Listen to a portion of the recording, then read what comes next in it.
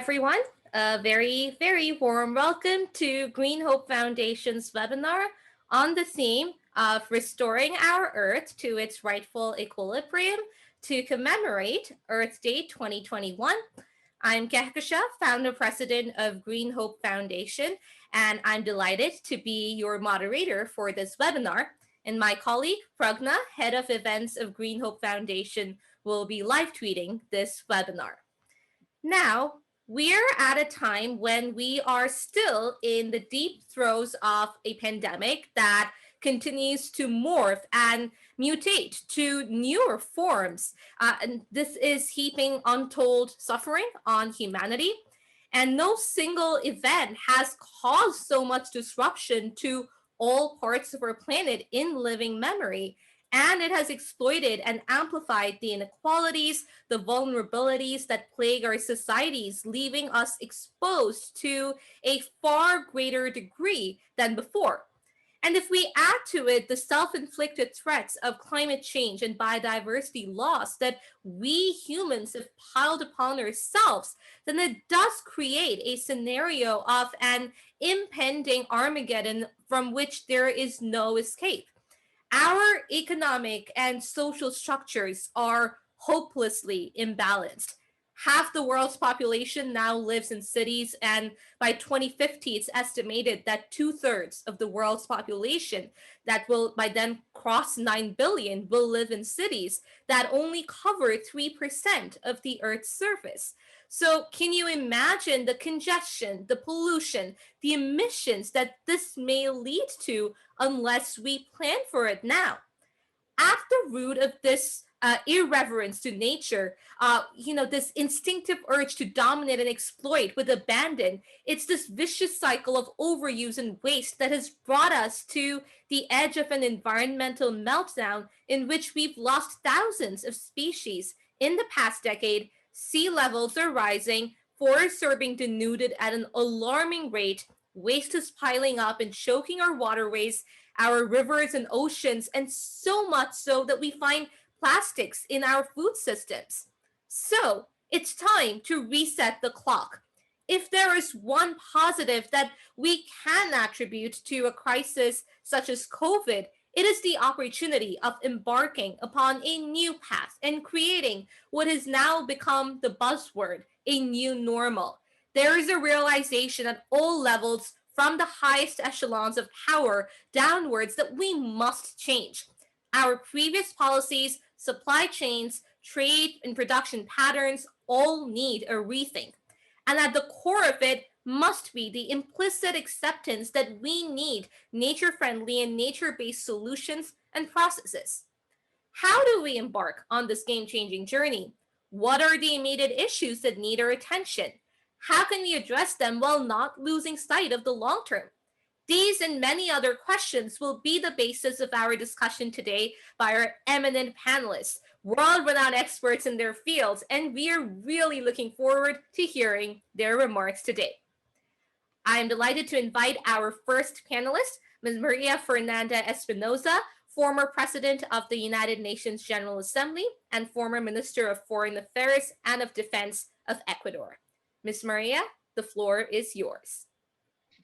Thank you so much, Kekashan, to you and to the Green Hope Foundation. First of all, for a very inspiring video that we just saw and see the need to connect what is happening on the ground, transformation that happens every day at the very local level, and also to connect that with international decision-making and multilateral solutions to global problems. So thank you for organizing this timely seminar, for bringing us together to share some remarks on the current climate crisis and the need for urgent action, as you very well stated, to bring basically our planet back to its rightful equilibrium, as the title of this webinar states. So what is happening with our climate? I think it's well known, the science is clear. I think that most recently, the debates have been dominated by the COVID-19 pandemic, which is understandable. But however, the global COVID-19 recovery efforts in many ways, are failing to address the other critical aspects related to the current juncture. We must not forget that humanity is facing the simultaneous onslaught of a pandemic, an economic crisis, and a huge and profound ecological breakdown. Losing, as we know, the fight on any of those fronts will cause enormous suffering to hundreds of millions of people around the world. Let me just recall a recent UNEP study on the COVID-19 related fiscal rescue and recovery efforts. The study addresses the 50 leading economies, and it reveals that the world is failing on its effort to build back more sustainably. The report documents that only 18% of the global recovery spending could be considered green investments. So, we cannot repeat the same mistakes of the past. This means that of the almost $2 trillion devoted only last year to long-term economic recovery worldwide, only 3.5% was invested in low carbon energy, 4.5% in green transport, 1.8% in green building upgrades to increase energy efficiency. And we can go on and on and on. And perhaps what is more alarming is that $14.6 trillion in total fiscal spending in 2020 were directed to enhancing sustainability and fighting climate change in an amount that is really, way under what is needed and expected. Only 2.5% of these $14.6 trillion were investing in a proper ecological transition. So the UNEP report, in my opinion, was an eye-opener and shows that global green spending has been incommensurate with the scale of the ongoing environmental crisis. So there is much more that we need to do. As mentioned at the beginning, the science is clear. If environmental degradation continues at current rates, climate change will cause far greater social and economic damage than those caused by the COVID-19 itself. I think that we also know, we have been discussing that, Kikash, in many fora. The past 5 years have been the warmest in record. This is really a very bad indication that we are not going in the right direction. The climate crisis is also affecting the social and environmental determinants of health. We know that COVID-19 is a zoonotic disease, which really shows that we have gone far beyond nature's boundaries, and we need to really rethink the need for a new pact, a reconciliation between society, the economy, politics, and our planet. So I think that bold climate action at the multilateral level is urgent for saving human lives, for mitigating the impacts of the increase of global temperature, and of course, minimizing the worst impacts of climate instability. So basically, what we see is that there are very promising developments, and that these are the good news. Among the most promising results is the recent summit called by the US government and President Biden, where he announced that the US will reduce greenhouse gas emissions in at least 50% by 2030 compared to the 2005 levels. We also know that the European Union has announced that it is putting into law a target of reducing net greenhouse gas emissions, but by at least 55% by 2030, and a net zero target by 2050. And meanwhile, also these are great news. China announced that it will strictly control coal-fired power generation projects and phase down coal consumption, hitting peak carbon emissions by 2030 before the net zero emissions by 2060. So this is a new political impulse to fighting climate change. This is really reinvigorating as it sets a positive and more ambitious tone for the upcoming 26th UN Climate Change Conference in Glasgow this year. However, the real impact of the new commitments is going to depend on the amount of financing, the investment, and how much also we invest, not only in mitigation, but also in adaptation and resilience building in the global south, in small island developing states, in the most vulnerable economies of the world. It is very difficult for medium and low income countries to invest in containing the COVID-19 pandemic and at the same time meeting their commitments on the Sustainable Development Goals, especially on the climate and biodiversity targets. But it can be done.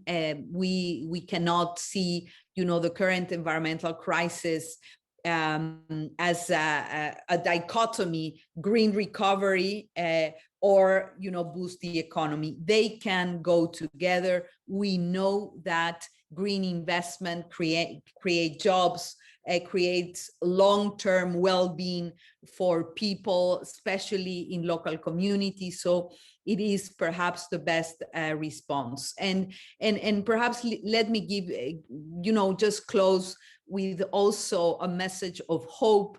We know that there is a global pact on the environment that is in the making, that is being negotiated in Nairobi.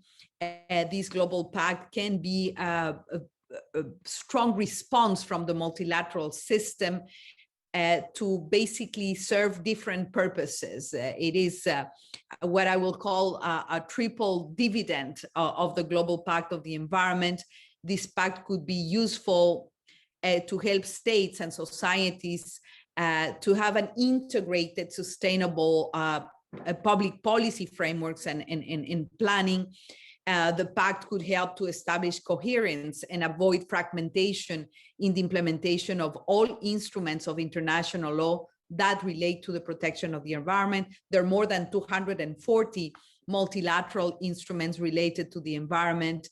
It could provide a platform to protect the rights of specific groups or persons affected by environmental degradation, for example, indigenous peoples. And I think it would be perhaps a very powerful tool to deliver and implement the 2030 agenda. So in conclusion, I want to stress that humankind is at the crossroads. This is a moment in which we decide the path we wish to take. As the Secretary General said during last week's commemoration of Earth Day, Mother Nature cannot wait, is not waiting for us. So the countdown has begun, and to take actions that need to be taken to avoid, to reach a point of no return, not only in global warming, but in biodiversity depletion. And I think that the only way to face this current global crisis, multiple crises for that matter, crisis, is global response, greater solidarity, greater concerted global action. And for that, we need a strong, modernized, retooled multilateral system. As you all know, I'm a strong believer on the power, the transformative power of multilateralism. But multilateralism cannot have the results we need and want if we do not connect the scales to the very local level of resilience building, of transformative action at the ground. That's what precisely makes the Green Hope Foundation so unique. to be part of the global conversation, but to do and to work on transformative change every day. So thank you, Kekashen, for this opportunity. Back to you, and greetings, of course, to all the panelists that are with you today. Thank you. Thank you so much, Miss Maria. First of all, thank you for your kind words. And I think that you brought up some really important points. The first being that we have to, of course, invest in vulnerable economies such as SIDS, LDCs, those affected most by environmental and social disasters, because otherwise we cannot rebuild better. And relating to that, how multilateralism cannot be effective unless we connect to the ground and address the unique challenges that regions around the world are facing. And of course, it is good to hear that countries are committing towards, the planetary, really addressing the planetary challenges. But again, it has to be a balance between ground level work and policy making and just policy making. So thank you once again. And with that, I shall move on to our next panelist, Her Excellency Tarja Halin, former president of Finland, who will be joining us via video message. Dear participants, I'm happy to be with you today. Past year has not been easy, but there are many things we can learn from it. We have had a taste of a global borders crossing crisis in the form of the COVID-19 pandemic. However, the consequences of this virus have not been felt equally. Like in many crises, those in vulnerable positions have suffered the most. The same is true for the environmental threats such as climate change and biodiversity loss of land and marine ecosystems. While we might not see the direct consequences everywhere yet, all countries and all people have the responsibility to tackle global environmental crisis. Climate or COVID, no one is safe until everyone is safe. Future after the pandemic has to be built sustainably in the light of known challenges, and it has to be done now. Reviving the society has to be done in a way that respects the ecological frames of our planet. The green recovery must also be inherently socially just, concerning the whole global community. The global economy connects almost all corners of the world, which means that the responsibility of sustainability is shared by multiple stakeholders. In this pandemic, putting health first seems to have been even economically beneficial. This will be true with tackling climate changes as well. Economy is not the only important thing. Globalization will likely continue, but we have to ensure that it results to a more sustainable world. Good news is we can all be part of the solution. This is a responsibility and a possibility for all branches of the society. Solidarity and cooperation within and between nations will be the key to the better position ourselves for the future challenges. The Earth is a finite system, and we need to understand it and live by it. Sustainability is not a project. It is a new way of thinking that should be integrated into the core of everything we are doing. Thank you, and I wish you all a very inspiring and motivating webinar. Thank you so much, President Hallinan, for your remarks. And yes, we have to ensure that no one is left behind as we're rebuilding better, and that we have to have social justice at the core of clean recovery, and really that ensures the interconnectedness amongst the three pillars of sustainability of the economy, society, and the environment. And at the end of the day, yes, this pandemic has affected everyone, regardless of where they are, but again, has a disproportionate impact on the most vulnerable communities. So we have to start by reaching out to the farthest first from there. So thank you once again. And I shall now invite Our next panelist, Dr. Richard Byron Cox, Head UNCCD Capacity Development and Innovations Office of the UNCCD Secretariat. Richard, the floor is yours. Okay, thank you all very, very much. Let me say it's a great honor and a great pleasure to be able to speak to you all today. Before I go on, let me just say to you all that the topic being addressed here is of fundamental importance. I don't think there's anything more important than that right now. Now, I don't know if you know about something called, well, let me say this, that I am going to be speaking to you in a very unconventional manner. I'm bringing the facts as I know them. I might dehouse you from your comfort and thinking that this thing is a simple matter. I might make you uneasy, but that's my task, to tell you the truth, that you can face this. Now, I am not very good at technology, but I want to share with you two little slides, and I think this is very, very important. So let me try this out and see if this works, and tell me if you can see this slide. Can you see a slide there with some figures? Yes.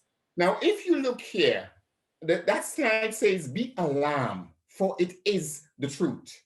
And what I have put there are the facts. As we speak today, 25% of our land is highly degraded. As we speak today, most of the major rivers, 5%, the water volume in those rivers are 5% of what they were originally. By the time we finish with this webinar, 4 species would have disappeared from this planet, never to return. As you know, entomofauna is disappearing. In other words, do you know that the bees and butterflies, they produce about 35% of our food, right? Through pollination. We have not paid them 1 cent, but guess what? We're destroying them. At ease, we don't care. You know what I mean? Ocean chemistry, if you look at the facts, ocean chemistry since the Industrial Revolution is now 30% more. I am from the Caribbean. I know what I'm talking about. I've seen this myself. We're seriously destroying the planet resources, everything. You understand? All in the name of something we call profit. I'll come to that in a moment. But when they did the Millennium Study, they studied 24 ecosystems. 15 of them were terribly degraded. Well, don't talk about pollution. If you read people like Guy Sepp, he tells you that between a half and 3/4 of everything that we put into industry returns to the earth as waste within 1 year. Can you imagine that? And well, the earth warming systems. By the end of the earth warming substances, by the end of today, every 24 hours, the scientists tell us that we put 90 million tons of earth warming substances into the sky. 90 million every single day. And our moderator have already mentioned the issue of population. We must remember, that the stats that they gave us at first was before China had declared it is finished with its one-child policy. You understand? So the real reality might well be 10 billion people. Now, this might not frighten you, but this is the reality. And this is why the topic about returning to the equilibrium is important, right? I think we all understand that. As Madam Espinoza was explaining to us, right? And as the former president said, I think we all know some of these facts. So the question is, what do we do about it? Now, I'm going to show you another slide here and tell me if you can see this slide, because I'm not good at technology. Can you see it? It's called the doomsday clock. You can see that? Yes. Right. Now, I don't know if you know what's the doomsday clock. The doomsday clock is an imaginary clock set up in 1947 by the Board of Atomic Scientists. They set this up after the world had entered into what is called the nuclear age, okay? When the Americans made their nuclear bomb, followed by the Soviets, of course, okay? And the world was being threatened. And this is an imaginary clock. And the clock is set, okay, at midnight. right? Midnight is when we are all blown to thy kingdom come. And until January 2012, listen to this very carefully. Until January 2012, the threat to humanity was something called the nuclear weapons. And the clock was set, it moved backwards and forwards depending on how great that threat was. After January 2012, something new happened. Climate change was added as the new threat that can destroy this planet. And so we came up with something called the Sixth Extinction, okay, where this planet can be destroyed by our own actions as regards climate change. Now imagine that for a moment, that by our sheer action, we can destroy this planet. This is why I showed you the first slide, to show you exactly what we are doing to this planet of ours. And the question now, I am going to frighten you, but this is the fact. The question now is not saving life on this planet. The question is saving the life of the planet. I don't know if you understand the fundamental difference. The issue now is not saving life on the planet. The issue now is total omnicide. Everything will die, including the planet itself. Let us be very, very serious about this matter. Let us understand what is going on here. Okay, so the question, therefore, if we understand it that way, the question, therefore, is what do we do? And how do we do it? And the discussion has always been to save man, to save us. The time has come when we must understand that that is the first mistake. Justice cannot be an anthropogenic idea. Justice must be a universal idea. Justice for every living thing on this planet, including our soils. Until we come to the understanding of universal justice, until we come to the understanding of ecological justice, that we have to treat the worms, the butterflies, the bees, everything else as part of a total planet, as part of a total life, we are in serious, serious problem. Now, Madam Espinoza mentioned that we have COVID-19, and you, Madam Chair, mentioned it as well. We all know about it. But listen this very carefully. She said something really important. It is what kind of disease? It is a zoonotic disease. Zoo comes from the word animal, as you know, right? The point is this: our health cannot be guaranteed unless we guarantee the health of the entire planet. Our health is intrinsically linked with that planet. Unless we have ecosystem health, and where the health of every living thing is seen as part and parcel of this one health, we are going to have a problem. We have to figure this thing out. Now, listen to me very carefully. I'm almost finished, but I think these things are important. We have to understand that how do we fix this? It's an interesting thing, that the market should fix everything. And people tell you that the great Adam Smith was who said that. That's not true. A matter of fact, if you read The Wealth of Nations, Adam Smith mentioned the market only once in the entire Wealth of Nations. Look it up. You understand? He understood that that is not possible. Now, let us just take the simplest of ecosystem. Let us imagine an ecosystem with 3 worms, 2 trees, a butterfly, some water, and some sand.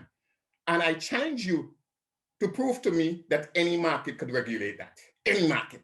Name me the market that can regulate it. But yet, when we talk of climate change, guess what we think about? The carbon market. We're surrendering everything to the idea of profit. Everything to the idea of profit. And we have to face these facts, until we come to the realization that money as we know it, paper money, has no intrinsic value. I come from a people of slaves.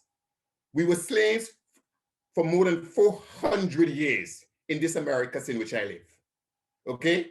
We never got 1 cent for the work we did, but we're still alive. Why? Because 3 things kept us alive that keeps everybody else alive: air, oxygen, food, and water. Okay? And you could buy food with money, but you cannot create food with money. You can buy some oxygen in a tank with money, but if you have all the money in the world, I will close by saying this to you. If you love money so much, and if you think that the profit motive is the most important thing in our life, then I'll give you all the money I have on a one condition, that you would count it in $10 bills with your nose stopped like this and your mouth closed, and let's see how long you would last. Science teaches us that the human being does not need any money to live, but what he needs of food, air, and water.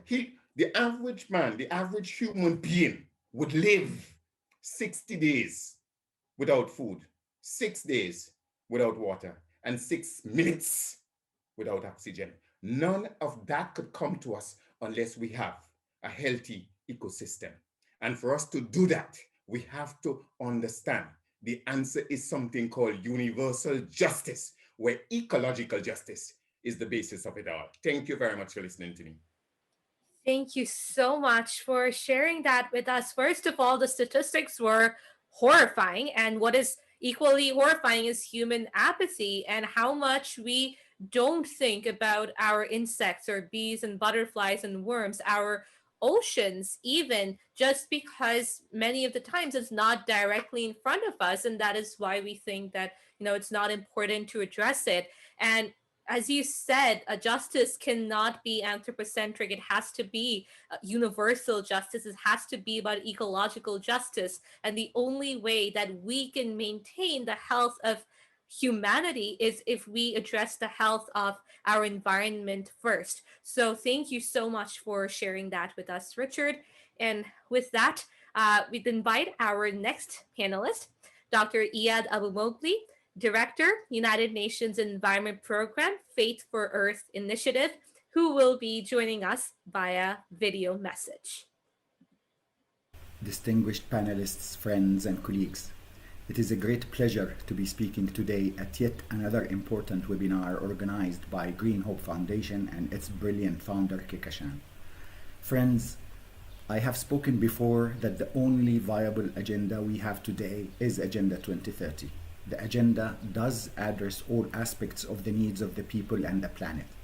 If implemented with commitments from all stakeholders, it would lead us to the future we want. The visionary Future We Want campaign was launched and concluded before 2015, upon which the SDGs were adopted by all member states of the UN. It is well recognized that to achieve this global agenda, it is essential to engage and partner with all stakeholders and adopt untapped innovative approaches. Multilateralism remains our only option to cooperate in achieving the goals that would take us to a better future. The international system, represented by the UN and other development organizations, is ready. More than 750 multilateral environmental agreements have been concluded over the past 50 years. Then, why are we still facing unprecedented environmental challenges? Ecosystem decline is increasing, climate change is speeding, soil and ocean degradation continues, air and water pollution is growing, rubbish and waste is piling, and new diseases are attacking us. Ironically, there are 61 treaties related to atmosphere, 155 to biodiversity, 179 related to chemicals and waste, 46 to land conventions, and 196 conventions that are broadly related to issues dealing with water, and many, many others. Negotiating environmental agreements takes years, and once done, they are ignored. So, what is the story? First, competing requirements between environmental agreements and agreements related to trade and economy. Second, the global economic agenda promoted by developed countries makes it difficult for poor countries to compete or meet environmental requirements. Third, the show-off syndrome of countries where they sign global agreements during global conferences but then do not ratify them or integrate them into local laws. Fourth, changing leaderships that change national agendas, which then reflects a weakness in the global environmental governance and institutionalizing it. Fifth, lack of integration between related and relevant agreements as being administered by different organizations. These challenges to the global environmental governance system cannot be solved or adequately addressed if we do not solve a very important underlying cause. That is the lack of system of values, the ethical approaches, and the moral responsibility of nations, institutions, organizations, and individuals. Psychologically, people as well as governments feel the ethical and moral responsibility to help people in their close proximity or under their jurisdiction on issues they witness happening around them. The issue with global environmental challenges such as climate change is that a coal burning in the West has an adverse impact in the East. The air conditioning enjoyed by the rich countries can turn to a flood or a drought in a poor country. The ethical aspects of environmental problems need to become much more central in public discussions and in policymaking. The irony is that there are great examples that we can learn from. The ozone layer is a global issue that does not have one point source but has been considered as a global issue. Yet, governments have joined forces, agreements have been reached, and concerted efforts have been exerted to tackle them, with obvious positive results. The international community has had a number of windows of opportunities to collectively act. The COVID-19 pandemic is one of those windows that presents itself as an unfortunate opportunity. We do not want other global catastrophes to wake up. We are already living through one and we need to learn our lessons. So, what are the ethical values that we need to collectively adopt? There are many different principles in environmental ethics that have been studied for many years, but it has been difficult to tackle them from a global point of view, where it serves the rich and the poor as well as the people and the planet. For example, it is unethical and unlawful to cut a tree in a rich country, but it is unethical for a poor person in a poor country to cut a tree or to cook a meal for her children. Therefore, we need to focus on a few that ensure justice to the people and justice to the planet. Environmental justice is one major ethical principle where it addresses inequitable access to environmental resources. But what is needed here is also sustainable justice that considers inequalities between the current generation, who has enjoyed depleting almost all our natural resources, and the rights of the future generations, who will be left with nothing but challenges to face. A second ethical principle is the moral significance of all forms of life, as all forms of life are entitled to enough of their needs to live and to flourish. This obliges us to include the needs of others, whether people or living things, in our considerations for our own well-being. The third principle is harmony with others and harmony with nature. Harmony obliges us to cooperate and unite in solidarity to face our common challenges. Under this principle, when we think about stakeholders, we do not talk only about youth, women, and civil society, but also we consider other living things as members of our living natural community. For the above, the United Nations Environment Programme is working with some governments to adopt a global resolution integrating ethics, moral, and spiritual responsibilities in global environmental governance. What we need to rebuild better is to look within and find common ethical approaches to sustainability. Thank you so much for sharing that with us. And yes, it is about a values-based system. It's about environmental ethics. And once again, it is about justice. And, it is really sad that there are countries of the world that sign agreements, but then they don't actually implement them. And that actually creates a false sense of security whereby people think that their nation is going to take action because they signed that agreement. But at the end of the day, a lot of the times it doesn't happen, as you said. So we really need concerted ground level actions. And of course, we need changes at the policy level so that we're able to bridge the gap between the top down and bottom up processes and really move towards environmental justice that is driven by an ethics and value based approach. So thank you once again for that. And I shall now invite our next panelist, Catherine Harvey, who is the COO of the Ban Ki-moon Center for Global Citizens. Catherine, the floor is yours. Thank you very much. Thank you very much for having me again. It's a real pleasure to be here, and I'm very in awe of all the other speakers that have gone before me. I hope I can do them justice, and you as well, Kekoshan. Well, I think we all agree by now, especially in this webinar, that we are really facing two acute planetary crises at the same time, which is COVID and climate change. Both of them are actually neutral forces because they attack all of us at the same time, but they do it in societies that are very unequal in their own structures. So again, as I think President Tarja also mentioned, is that the most vulnerable again are really feeling the effects of both crises the most. We really need to act urgently on climate change, and we see so many people living in poverty, and many of them relying on agriculture and natural resources to survive.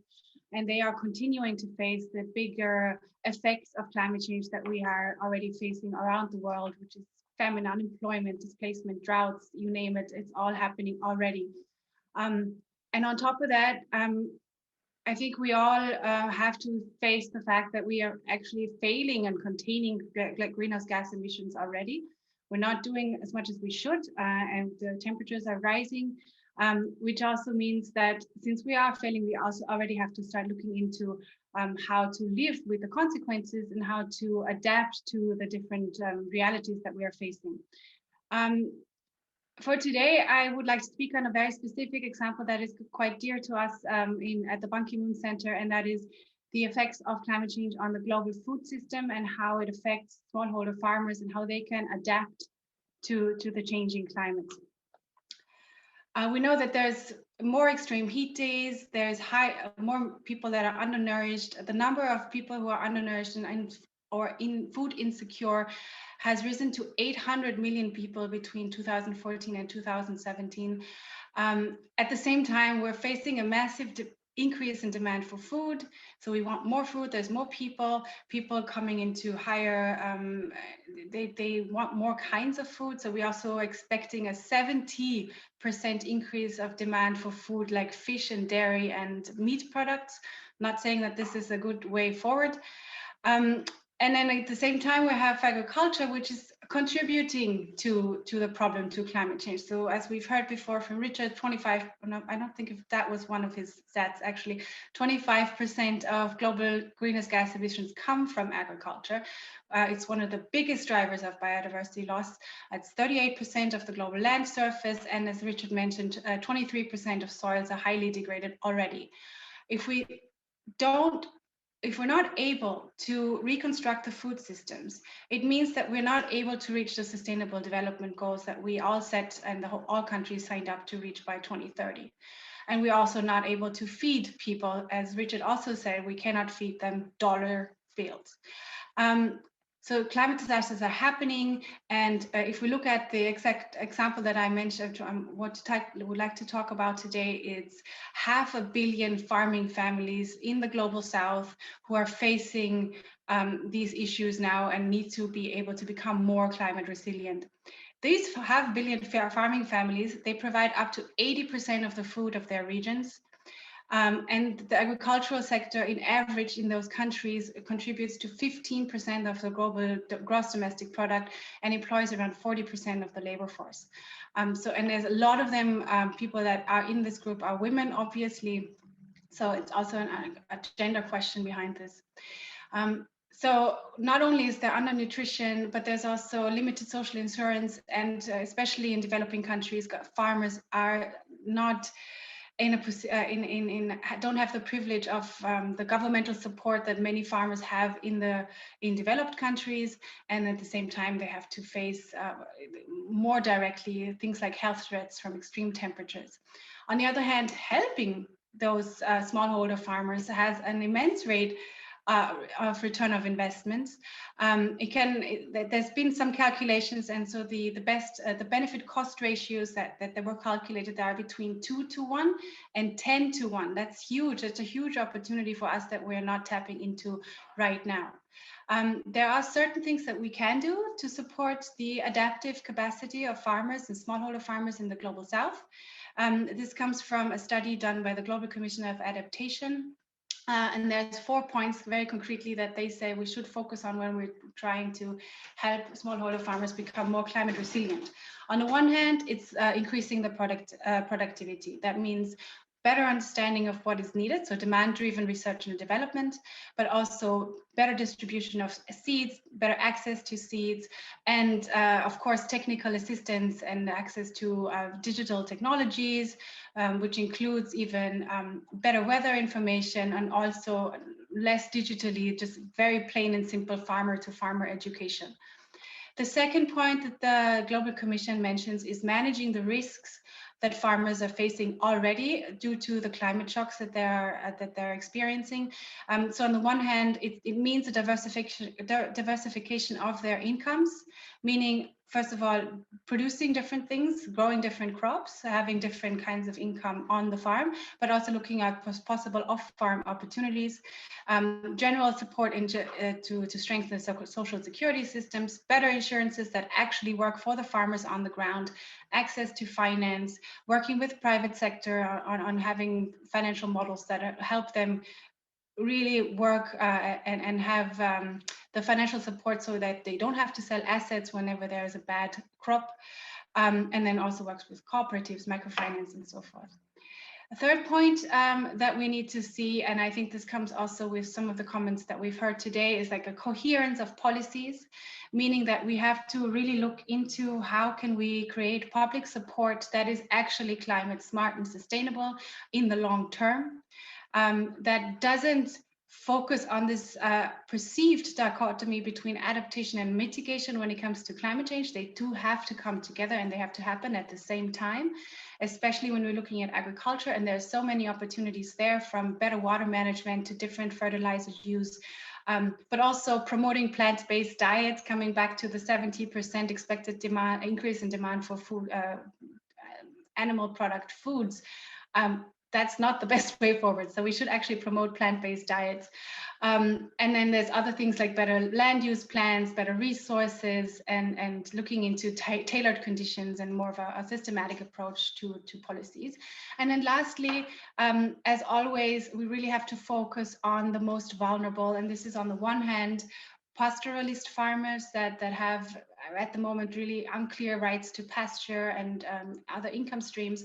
But obviously again, and this is coming back to the gender component, the women farmers, women rights, for example, on land use and land property rights, so that they can use the farms and manage them on their own, that they have the right to do that they don't lose them through old-fashioned inheritance systems, and then also to set up a transitions fund so that in case there is something that women can access the funding. What we need to get smallholder farmers the support that they require is an annual investment of $240 billion. Unsurprisingly and unfortunately quite disappointingly, for example, in 2017 and 18, we've only reached 10 billion of the 240 that we need. If we look at the climate change adaptation component overall, not just on the farmers, we need a 5 to 10-fold increase of adaptation finance. And that means for everybody that we need to be better in managing things like water scarcity, droughts, wildfire, food insecurity, and build our systems, all of our systems, up in a way that that help them adapt to climate change, because that really all of these effects are felt around the world already. So we need to be better in managing our municipal utilities, water treatment systems, food supply, energy supply, transportation, it all has to become more, unfortunately, more adaptive already. We've seen that the pandemic, and I think this has been the kind of basic chorus line for today, has been eroding the recent progress. Communities are still even more vulnerable to shocks at the moment. We have an opportunity in 2021. We have many opportunities in 2001 to actually build commitment and ask and demand from our leaders and our governments and our private sector leaders as well to become, to step up. So that we have a G720, we have the G7 summit, we have the Future Food System Summit, we have the G20 summit, we have the COP26 in November. So there's many opportunities where we can raise our voices and demand more investment and more financing to go towards these resilient systems. Yes, we've lost a lot of economic growth through COVID-19, and we will have to invest a lot, trillions of dollars to recover from the pandemic. But this is, I think Maria mentioned this before, it's the once in a lifetime opportunity for us to do it actually in a resilient and climate smart way. So by integrating adaptation and the response to recovery plans, it could really significantly strengthen these recovery plans. And as Maria also mentioned, at the moment, it's not happening. There's dirty measures outnumber the green initiatives by 4 times as many. So really, we have to do something about this. If we actually want to find a just transition that works for the world, that works for everybody around the world, we have to start breaking down the silos of our thinking, of our theories, as well as our practices. We have to make sure that we work together across private and public sectors. We have to, across ministries, regional and national governments, and really come together to bridge that gap where we all understand that there are justice concerns, but we also have to actually start implementing and funding such interventions. So thank you very much. I'll close with this, and I look forward to a very interesting discussion. Thank you so much, Catherine. And yes, we do need to move away from the silos-based approach and really move towards understanding that everyone has the unique challenges and not a one-size-fits-all solution, but really localizing the SDGs, the solutions. Thank you for sharing the work on that, specifically talking about smallholder farmers and food insecurity, and actually relating that to all of the other issues that our world is facing right now. I mean, apart from the pandemic, also water scarcity, as you mentioned, energy supply, waste, responsible consumption and production, all of it. And actually that relates to the SDGs very well too. So thank you so much for that. And I'd now like to invite our next panelist, Ms. Yvette Patterson, Policy and Legal Advisor under the Ministry of Spatial Planning and Environment of the Republic of Suriname. Yvette, the floor is yours. Thank you, Kikashan. Good afternoon, all the panelists. Thank you for taking the floor before me and having discussed a lot of the points that I have stated, but I will just highlight on 2 of the issues, and that will be the issue around the COVID-19 pandemic and the issue of local circular bioeconomics. So when we're looking at the situation with regard to the COVID-19 pandemic, we have all seen that it has to do with how we as people are communicating with the environment, how we make use of the environment and what the environment gives in return to us. We all know that it has to do with an issue with regard to having to wash our hands, taking into account the necessary precautions with regard to hygiene measures, but also how we will take action in the future to overcome these problems that lead to this pandemic. I look at several of the conventions that we all have agreed upon. I see that there are a lot of good solutions represented in those conventions, but also especially in the 2030 agenda. But one thing that keeps coming to my mind is that I see that the answer to come up with great solutions, as we already have identified them, is that it lies in the actions of the individual human being. So it lies in the individual action of all of us, but also in the actions of the countries. So I took a look. I took a great look at the actions that we mostly stipulate as to be the multilateralism actions, but also the unilateralism. So, having said that, I see that there are some moral ethics that are being misplaced in this issue, and that is what kind of importance are we giving to the individual products that nature is providing us, and also the ecosystems.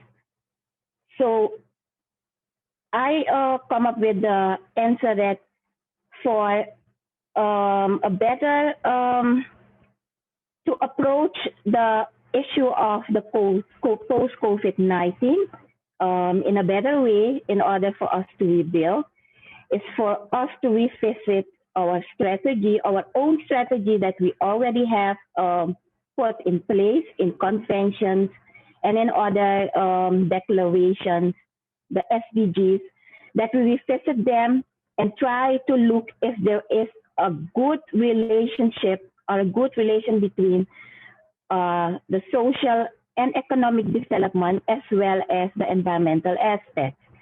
Because I see that the way we approach things, that there is a gap that we need to address. With regard to the issue of local circular bioeconomics, I will not look too far. I will focus mainly on countries such as Suriname and other small island developing states. But on the other hand, also countries that have a high forest coverage and a low deforestation rate when we're talking about climate change. So we are aware that the small islands developing states, also known as the sixth country, that they are vulnerable to the actions, that they are vulnerable to the effects of climate change. And we all know that although they are vulnerable, we all have dedicated ourselves, the countries, the six countries, to commit to the Paris Agreement. So we all are now in the process of developing. Some of us, such as Suriname, Jamaica, Grenada, have already updated their national determined contributions. But as we all know that the other countries are also in the process of doing so. But as we follow the discussions and the negotiations going on now, we see that the IPCC is still stating or telling us that the 1.5 goal is still in, it will still not be reached. So it is still under pressure. So then you can look, we as the sixth country are looking at what we can do in order to contribute. But as you know, that most of these countries have a problem that has to do with the financial constraints, but also the fact that technological approach and technological systems are not in place in these countries. So that is one aspect. So that doesn't hold us back to not contribute to the Paris Agreement. But on the other hand, we are also looking at the other countries that still need to contribute and are, in fact, the countries that need to step up because they already know that they have a great volume of emission that is leading to the effects of climate change. So we will continue to collaborate with those countries who still need to commit to those to the goals, but also to keep on to the promise that we all as individual countries have made by agreeing and signing on this convention, especially the Paris Agreement. Another thing that we also should keep in mind is that we also should look at as nature as a local circular bioeconomic, because what many of us are underestimating is that forests can be used as a nature-based climate action because it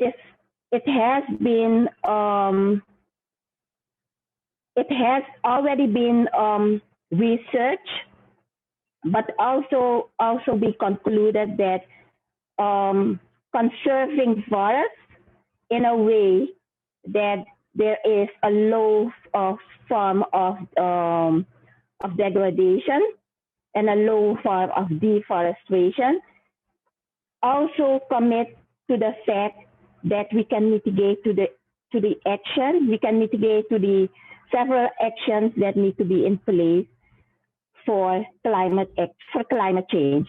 So for us as a nature-based solution can be seen as a mitigation action. So having said that, we also know that those countries that already have forests are also under pressure on the other hand, because they need the forest in order for them to reach economical development for their people. So there you have a pressure and a fight within the country itself how to deal with this issue in order to still be on the good side of not contributing to the effects of climate change. But on the other hand, we also look out to the other countries who have consider this nature forest as a nature-based solution, that they have started to do or to reforest, to start the process of reforestation in their individual country, which is also a benefit and a good sign. But to conclude in this part, I still want to reflect on the issue of people in the center of the problem of environmental integrity, but also in the sense of climate change, and in order for us to overcome the issues that we know as to be a signal as biodiversity loss. So I have one conclusion in this regard, is that we as individual human beings go back to the basic. What I mean with that is that every single one of us will have to go back and consider how we interact with nature and how we use nature in order to have economic development, but also to reach social development. But most of all, how we want to protect the environment. So it will, for me, it's still an issue of our individual action. So we have the multilateralism that has been explored in my opinion, enough. We have agreed on so many rules and procedures and provisions in conventions, but we all know that it lacked implementation when it comes to our own individual action and responsibility. So I will leave it like that, and I will say thank you. Thank you so much, Yvette. And yes, it is not about just blaming institutions. We as individuals need to hold ourselves accountable and really take responsibility for implementing the solutions, because just passing a law or like talking about a policy is not going to bring about a sustainable world. At the end of the day, it's the individual that matters and the change from the ground up that really matters. And again, we have to bridge that gap between the top down and bottom up processes. And I'm really glad you mentioned the circular bioeconomies, because that is one of the main constituents of creating a sustainable world. So thank you once again, Yvette, and thank you to all of our panelists. That was such an amazingly engaging dialogue, and we shall now move on to our question and answer session. I do see many raised hands, so I shall promote all of you to panelists. And in the meantime, the first question is from Pragna. So Pragna, the floor is yours. Thank you so much, Kakashan, and thank you so much to all the panelists for such an engaging discussion. My question is actually to all the panelists. How can we make developing countries more accountable for the damage they cause to biodiversity and environment with their emissions, wastage, and pollution? Thank you, Pragna. We should actually take another question. We'll take 2 questions at a time to ensure, and then we can ask our panelists. So the next question is from Anshita. The floor is yours. Hi, I'm Anshita, and thank you so much, panelists, for such an insightful discussion. My question is, how can new technology be used and mainstreamed to restore our planetary resources? And what role can young people, the so-called digital generation, play in it? Thank you so much, and over to you, panelists.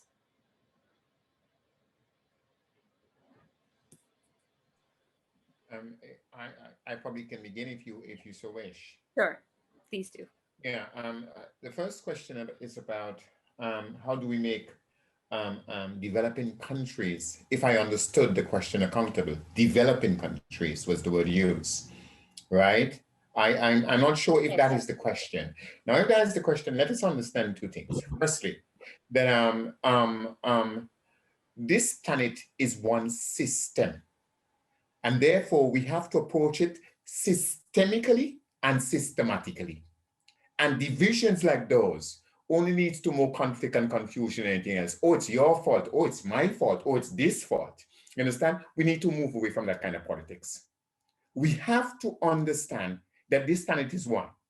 And irrespective of if we make the developing countries accountable or whomever else accountable, we all must see ourselves as accountable, each and every one of us. You understand? Because the planet belongs to all of us. So, and if you look at the stats, listen, there's a guy called Chris Hedges. It's an American modern philosopher. And he says this: the Europeans, for the last 500 years, have murdered this planet inside out. You understand? And this is why we are where we are today. Now, Chris Hedges is a white man who comes from European background. My point is, he wasn't making a racist statement in any way, shape, or form. He was talking about a historical fact. The point is this, as Carl Sagan says, Carl Sagan is an American astrophysicist. And as he says, we only have this planet. We don't have any more. What we need to do is to come to the consensus that, look, everybody has a role to play. The blame game is not going to work. It has not worked. Listen to me. Let's be reasonable here. We have the Climate Change Treaty and the Biodiversity Treaty since Rio 1992. What has happened to climate change? It has only gotten what? Worse. It hasn't gotten any better. Those are the facts. It's the same thing with biodiversity. You understand? If you always do what you always do, you'd always have what you always have. If you keep adding 2 plus 2, you'd always get 4. You will never get 6. You understand? And we have been playing the blame game for too long. We have to understand that this planet belongs to all of us, and each of us have a responsibility. Now let's get to the technology question very quickly. If you look at the history of technology, regardless of how you think about it, no technology has been designed which does not have some consequence or the other for the ecosystem or the planet.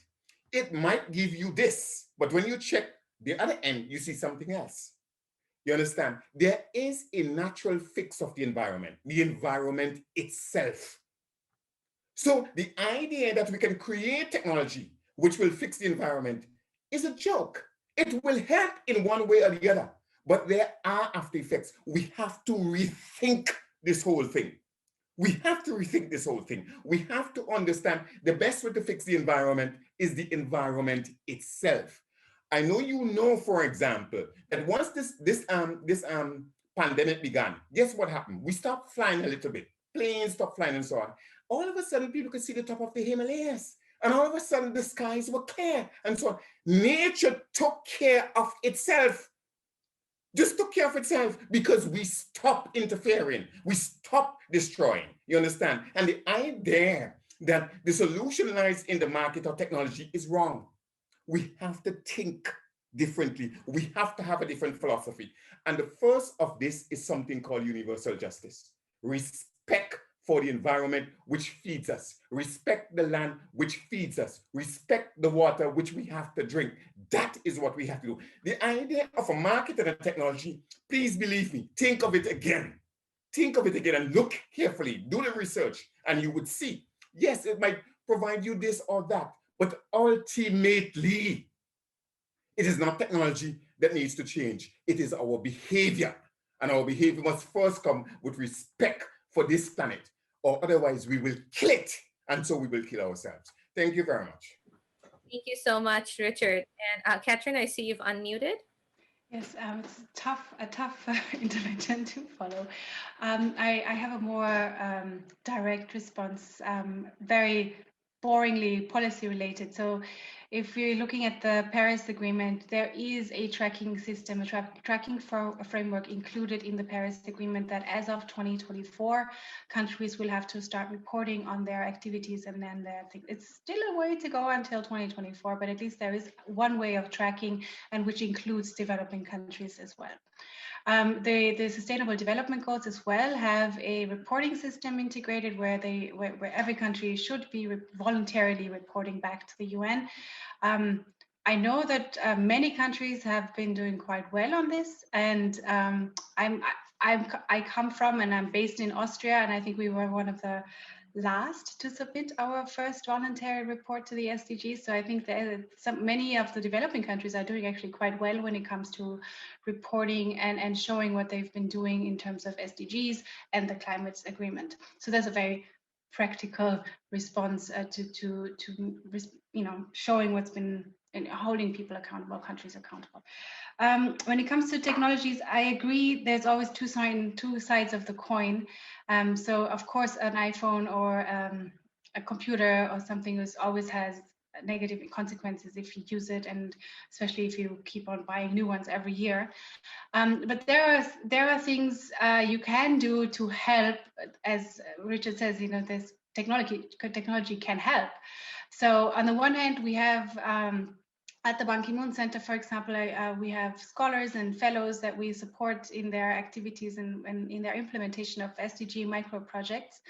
And one of them was a young woman from Mozambique or Zimbabwe, now don't grill me on that, who is actually a space scientist, and she's used spatial data and translated this to simple solutions that she shared with farmers on the ground so that they could have better knowledge of their soil, of the weather conditions, and do better planning when it comes to agriculture. So I think what we can see with the young people especially is like, since they are digital natives and they know how to do that, that they have this creative way of thinking of how to use technology to the advantage of everybody else and in support. So this is something we want to encourage at the Ban Ki-moon Center, especially to help to get that final nudge. It's like, you can do something, and you just have to creatively think and look at what young people have already achieved. Like, for example, in the last elections, where they boycotted one of Donald Trump's events with via TikTok. I mean, these are just solutions that are there and that are happening. So I'm very happy that young people are using technology and digital solutions for the greater good. Amazing. Thank you so much, Catherine. And I am cognizant of time, so I shall take the next 4 questions all together. So, Aliu, the floor is yours. Thank you very much, Kakashan, and thank you to all of our panelists for such an amazing and very educative forum. I am glad to be here. And then as my questions, so basically world leader or policymakers. So my question goes about with all of the conventional agreements that countries are here to or signed to. Most especially, my focus is on Liberia. Like for instance, we are basically we have signed up to 10 conventional environmental agreement conventions. And basically, if you look at the reality from just the signing and what is within the paper, it is actually different. Like massive exploitation of our forests, or massive pollution of our water, massive pollution of our air. I mean, it is so very horrible that we are definitely experiencing a high level of sea erosion. So this is my question. How can convention impact our environment positively? Because we are seeing the writing, but we are not seeing the implementation made, more especially into developing countries. Thank you. Thank you so much, Aliu. Our next question is from Hitasha. You have the floor. Thank you, panelists and Kekashan. My question is, how can developing nations balance economic growth aspirations with managing their environment? What should be prioritized in this regard? Thank you, Hitasha. Our next question is from Narayan. First of all, thank you so much for giving me the opportunity, and to the panelists for their wonderful discussion. My question is that, will the recovery process from the COVID-19 pandemic reduce the actual investments that were like so critically needed, especially in the environmental front, and especially in the developing nations where resources are usually constrained? Amazing. Thank you, Narayan. And Aryansh, you have the floor. Firstly, I want to thank all the panelists for this amazing discussion. I'm Aryansh from Dubai, and my question is, with more than half the world now living in cities, will this reduce the pressure on rural biodiversity, or will it lead to further exploitation? Thank you, Aryansh, and to all our attendees for the questions. Over to you, panelists.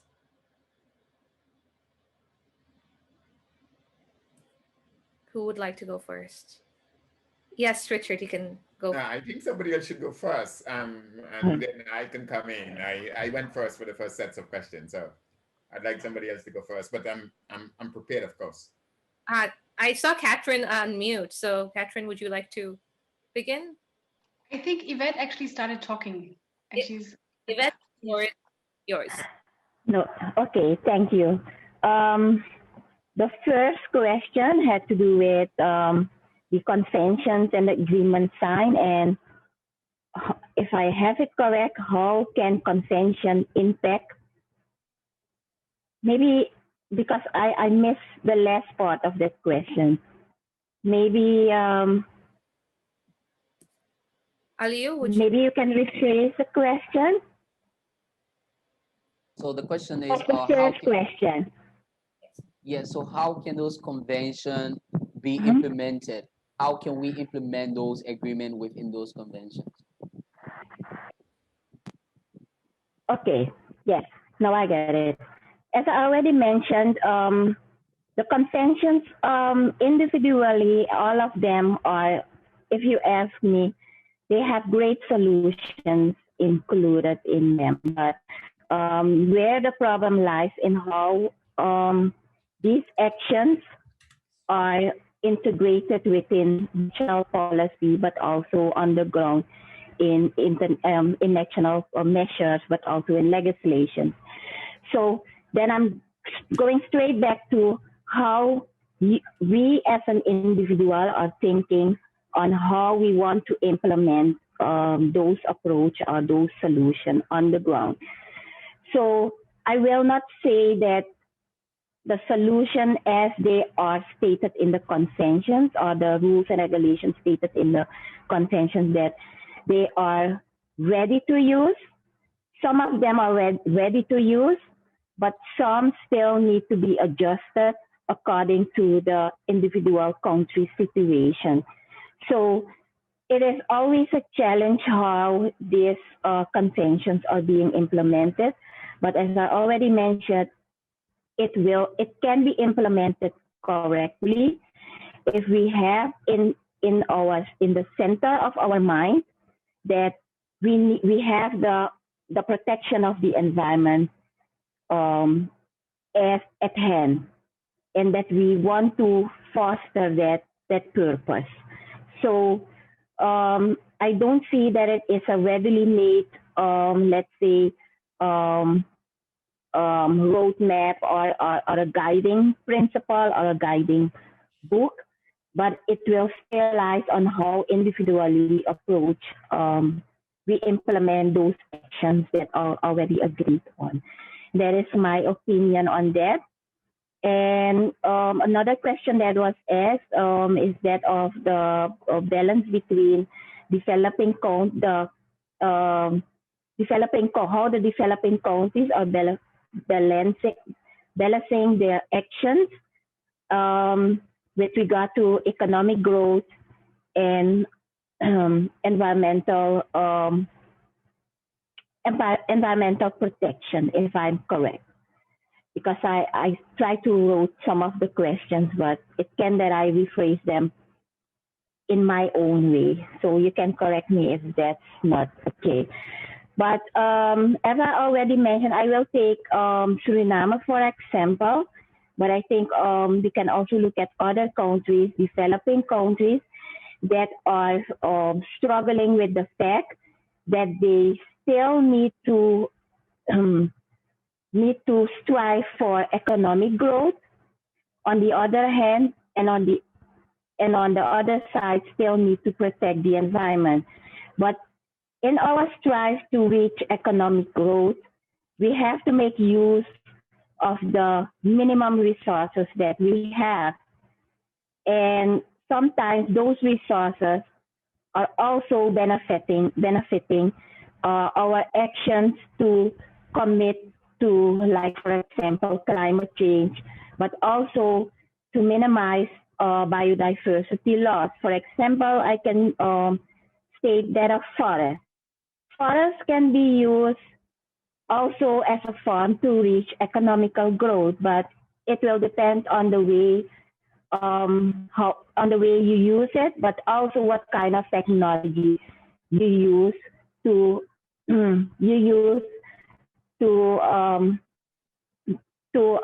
let's say, come up with a product in order to reach economic growth. So it will always be a challenge for developing countries because, one, having access to finance is always a constraint. But as I already mentioned, we know that is a constraint. But on the other hand, we always say that will not keep us sitting back and not doing anything, but we will still try to commit to our goals and commit to our commit to the the conventions that we have agreed upon. So we will always look at a way how to make use of that forest in such a way that we do not let's say pollute the environment, to state it like that. So we will have to go back to the basic on how forest was used in order to have economic growth. So therefore we will need especially the older ones, but also the younger ones who will need to learn from the older ones how to reach economic growth based on the principles, the guiding principles, and the customs that we have earned, that was exchanged by the older ones with the younger ones. So it will always be a challenge, but I see that there will always be, we can always reach economic growth if we look back in ourselves and go back to the basic. Amazing. Thank you so much, Yvette. Catherine and Richard, would you like to answer as well? Katrina, you want to go first and then I come? Ladies first, always in the Caribbean. I'm from the Caribbean, like them, the lady from Suriname. So ladies always first. So I'll let you go first and then I'll be quick. I'll be quick, and then you have the final word. I had the question of how can developing nations balance their economic development and their environmental protection, or maybe also their action towards climate change or prevention of climate change. On the one hand, I think it needs, generally speaking, a rehaul of our understanding of what is growth and do we actually need growth. Is the capitalist system actually the one that is going to take us forward? Should we start thinking about new solutions? There's new economic systems that we can look at and establish in our countries. Of course, it'll take time because it's a bit like an addiction to money. If we're looking at the kind of way that we're doing right now, if we're looking at this extreme fundamentalist growth approach towards economic development or general development. So that's one opportunity, and I'm not an economist, so please don't nail me down. And there's some very smart people out there who have written books about this, so maybe I can think, maybe I'll remember the name. And lastly, it's also a justice question. If we're looking at the whole world system in terms of climate change action, it is a justice question. It's actually enshrined in the negotiations and in the negotiations, but also in the conventions, that it is still very much the responsibility of the developed world, the countries of the North, to support developing country governments to do more on, especially in terms of climate change. So it is part of these conventions that developed countries will have to start financing these activities in the developing world, and that will help balancing out these things. Of course, it's a different situation in developing countries when you still have to think about, feeding the population, getting children to school, building educational systems, building infrastructure. So these are all things that still need to happen. And I think it's to a certain extent, there was an idea of how developing countries could basically leapfrog an entire industrial development phase, but it's been kind of debunked by now. So it's not necessarily as easy as people have thought in the past, that they could just, jump from the wall-mounted phone to the iPhone in a second or two instead of a century. So there is still some complicated systems that we have to overhaul and work on. I'm just thinking if there's anything else we can do. I don't think that people moving to the city will have any positive effect on biodiversity. I think it will actually get worse, the urbanization, because not only people will still need to have food, people still want to have fast food, and it needs to be transported to the city. That people won't be able, they will lose touch with the environment, they will lose touch with where the food comes from. Kids still already here don't know how a zucchini grows and where it comes from. So I think urbanization is actually if we don't do it well, and I think we need to work hard to do it well, have an actually negative effect towards biodiversity in the long run. And now with this negative thought, over to Richard to bring us out of the gloom and maybe end on a positive note. No, thank you all very much. I'll be quick. These are 4 questions and they're fundamental questions. And I'll be quick because I know we don't have time. Let's deal with the first one in terms of convention. Yes, these conventions can do many things. In the first place, it is because of these conventions, for example, climate change and so on, that great awareness has been raised. We have to agree on that. These conventions push the process of awareness, and that helps developing countries, countries like yours. People become more aware that climate change is a problem, biodiversity is a problem, etc. That's the first thing. Secondly, it creates a forum where the world meets, because the world environment is one. Let us understand it is one system. You understand? And so it brings us together, people from Norway, people from St. Vincent. By the way, I'm from St. Vincent and the Grenadines, and we have a volcano destroying my country as I speak to you right now. So, it brings us together, and we can knock heads together and find solutions together. That's the second thing it does. The third thing it does is that it creates a bridge. So that some of what we talked about, for example, technology transfer, finance transfer, okay, and building new mechanism can happen within the framework of those conventions. Fourthly, and most importantly for a lot of us, for example, me, from what is called the SIDS, the Small and Developing States, it gives us a forum where we can go and say our piece, explain ourselves, say what is our problem and ask others to try and help us, okay? So the important thing is this, that these conventions create a space where we all come together, even if only for a short while, even if only to solve 1 or 2 problems, but it creates a space where we universally together can address the question, okay? So, I mean, I can speak on this for 3 years because I'm a trained international lawyer. That's my field. So I can deal with this. But these are some of the basic things. What you need to understand as regards conventions is this. This is the key issue here, that it has to be an agreement, okay? And there are parties which are powerful. When we say parties, we mean countries, which are very, very powerful. And they come and say, no, we will not agree to this, we will not agree to that, we will not agree to that. So that is a hamstring, it's a difficulty. I can give you one example. All of us know that a certain country woke up one morning and decided, we're going to withdraw from the climate change agreement. You know that. I don't have to tell you this. This is something you know. Okay, so that is one of the basic hamstrings that it has, but it does create the space as we are having now for discussion. Question number 2, as regards the whole issue of developing countries dealing with their development vis-a-vis the question of environment. Again, and I heard Catherine addressed it to an extent a while ago. We have to change the thinking.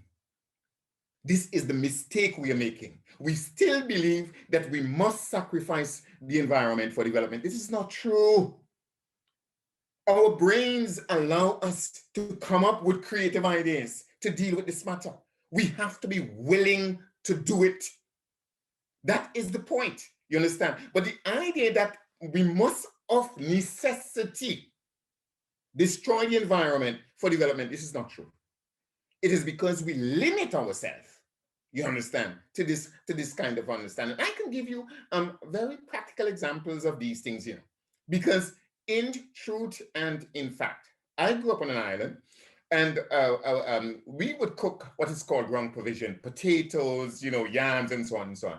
And the skins were never thrown away any place. There was always a backyard that everybody had, okay? And you just work that back into the soil. And so next season, you had better corn, better everything. You understand? You had more food. My point is, the food process in our home became more, but yet the environment itself, the land itself became richer from the same process, from the very same process. What we have to be able to do is to think of development not so much as a sacrifice of the environment, but as a companion to the environment. Until we get to that point, I'm sorry, you are young people. You got to get off this train and think for yourself. You got to understand this. Now, let's deal with the whole question of cities and how we deal with this. Now, let us understand a very simple thing. That cities are artificial things in relation to human living. We create them. You understand what I'm saying? We create them. We build big buildings and so on and so forth. We create cities. It is not a natural thing. It's not like villages and so on that sprang up. No, we create cities. What does it mean, therefore? It means, therefore, that cities are at our beck and call. We can create them in our way. We can, if we want to. You understand what I'm saying? But if it's driven, as Catherine was trying to point out, if it's driven by not so much a livable, sustainable city, but by a profit motive, then you have a problem. Then you have a problem. So we have to rethink this thing. Yes, we can do it.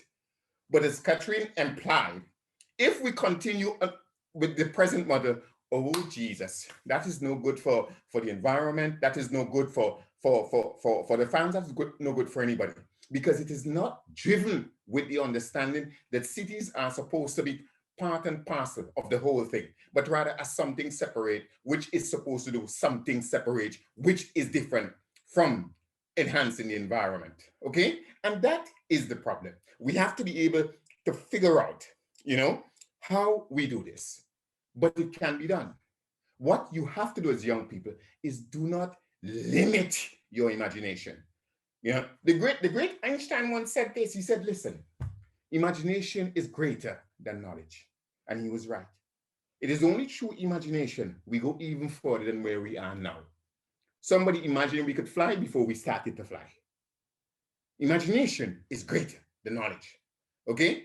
And he once said, there's nothing that we can't do. It's just that we don't know how yet.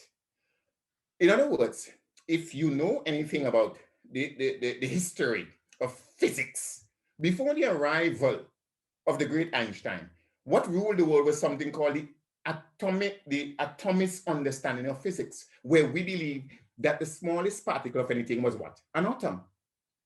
It is true. His theories that we came up with what is called nuclear fission, which is how we make a nuclear bomb. How do we do that? By splitting the atoms. That's how we do it. But before him, Western physics was ruled for more than 2,000 years with this basic understanding. Challenge yourself as young people, realizing the challenge you have in front of you, but understanding that these challenges are nothing more than opportunities for you to create and to redesign this world. And you have to understand that, and you have to believe it, and then go about doing it. That's what you have to do. Now, finally, you talk about investments as regards COVID-19. Now, listen to me carefully. And you have to understand these things, right? I'm deadly serious. I said earlier, if you always do what you always do, you would do what? You would always have what you always have. You can't consistently be adding 5 plus 5 and expect to get 15. It would always be 10. It would not be anything else. So the question therefore is this: how do you rebuild after COVID-19? And what do you really rebuild? If you want to return to what you had before, sooner or later, you're going to have not COVID-19, but COVID-91. You understand? That is what you're going to have. So the question, therefore, is not so much rebuilding after COVID-19. It's how. What kind of model that you're going to use, right? Now, the whole question of investment and so on. And when people talk investment, they're always talking a whole bunch of money. What we need to invest in the rebuilding of COVID-19 is first and foremost revolutionary thought, new ideas as to how we construct this world. And that is where you lie. You have no money to do it, but you have the brains to do it. You understand? So the real investment, the true investment of change in the world for a proper COVID-19 world is not this big bunch of money you're talking about in the first place. You understand? is ideas and changing people's behavior. Look, there's a man called Karl Marx. I don't know if you ever read him. You understand? Came from Germany, was a German philosopher. He's the man who wrote something called Das Kapital, and is the greatest critic of capitalism. Marx once said this in his 18 or is it 11 thesis on or 18, I don't remember, but it was 18. But he said this, the problem is not interpretation of the world, you know. Philosophers have interpreted the world for centuries. You understand? The problem is to change it. Some of you here, I can tell, are Indians, right? The most known and probably the greatest Indian who's ever lived is a man named Mahatma Gandhi. His name was not actually Mahatma. His name was Mohandas Gandhi. They changed his name because the word Mahatma means the great soul. He was a great soul. You know what? He said many great things. But one of the greatest things he's ever said, which governs some of what I do, is that you have to be the change you want to see in this world. And until you're ready to do that, look, you could go ahead and continue with your master's degree, you know, and you have 10 masters and 25 masters. You understand? As I have said to you, whether you believe this or not, we have one kind of agreement. Climate change we had, then we had the Tokyo Protocol, and now we have the Paris Agreement. But what is happening with climate change? Look for yourself, young people. Look at it in reality. If we continue in this world where the profit motive is the only motive that drives everything else, we are living a life that will lead to ultimate peril of this planet. We have to understand this business seriously. Now, you can tell me what you want, and you can discuss all kind of frameworks and so on. Listen to me. All of those frameworks have been tried a million times, and you know it. And every morning they come up with some new technology that is supposed to fix this world. It doesn't happen that way, sweetheart. The reality is we have to rethink this thing and come to the understanding of the need for universal justice. The reason why I was turned into a slave, you know, and I became a slave for 400 years is because there was no universal justice. The reason why George Floyd died is because there's no universal justice. We must understand the reason why. Listen to me. This is the last thing I'm going to say. Oxfam is the greatest organization that studies inequality in this world. Oxfam is not, it doesn't belong to the Caribbean, it doesn't belong to me. It is a British organization. And Oxfam tells us that 68 people in this world have more wealth than 3.5 billion people. Those are facts, you know. I didn't make that up. So what we have to ask, is this really how we want this world to run? Is this really what we want to do with our planet? Young people, I want to thank you for giving me the opportunity to be here today. I promised you before I began that I will be housed you. I am sorry that I upset you. But you know, my mother taught me when I was a small child that the truth is a bitter pill, but it will fix you.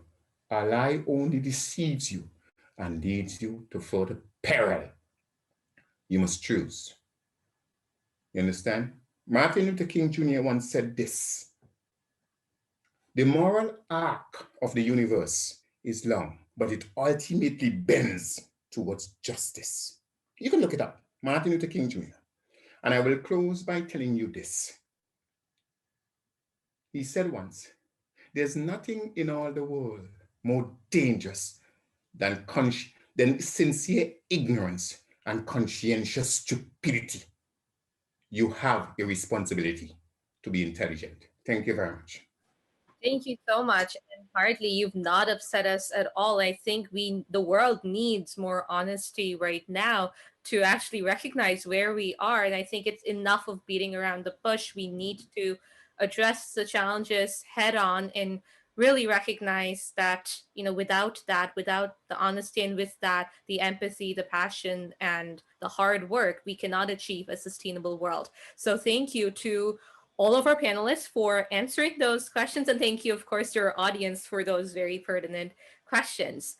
And with that, just before we conclude, we have a special message for someone who left us very soon. And I shall give the floor to Pragna, Green Hope's head of events. Over to you.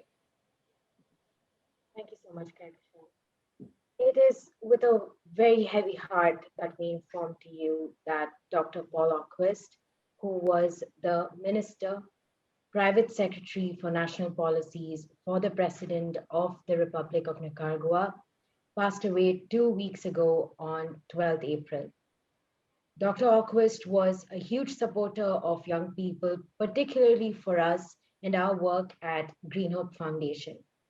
He had spoken at 3 of our events during the UN Environment Assembly in 2019 and during 2 of our webinars during this pandemic.